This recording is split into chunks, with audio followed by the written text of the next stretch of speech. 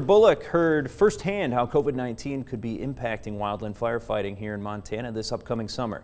MTN's John Riley has more from the annual fire briefing.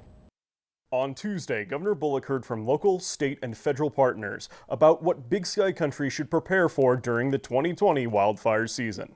The Northern Rockies Coordination Center, the interagency group that coordinates wildfire and disaster response, has been comparing weather patterns to previous years and is concerned Montana could see serious fires this summer.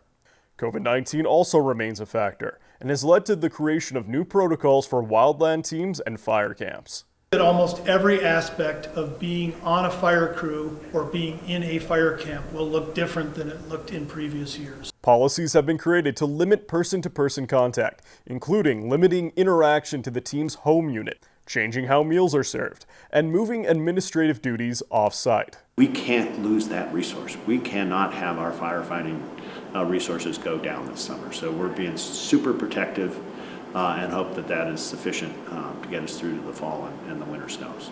Larger fires almost always require the aid from crews and resources located out of state. The pandemic has complicated large-scale mobilizations, which means the state will need to depend more on local resources and initial attack. The DNRC says this summer, Montana also remains committed to providing firefighting support to our neighbors that need it. We have survived because other people have come to our aid. And now with COVID, we recognize that there's an increased risk and we've got to manage that, but we can't step away from our partners and our commitments to help each other. Reporting from Helena, John Riley, MTN News. 64% of homes in Montana are in identified high-risk areas, and 85% of our forests are considered especially vulnerable to fire. Now, the public is encouraged to use this time to make sure their home and property is fire safe.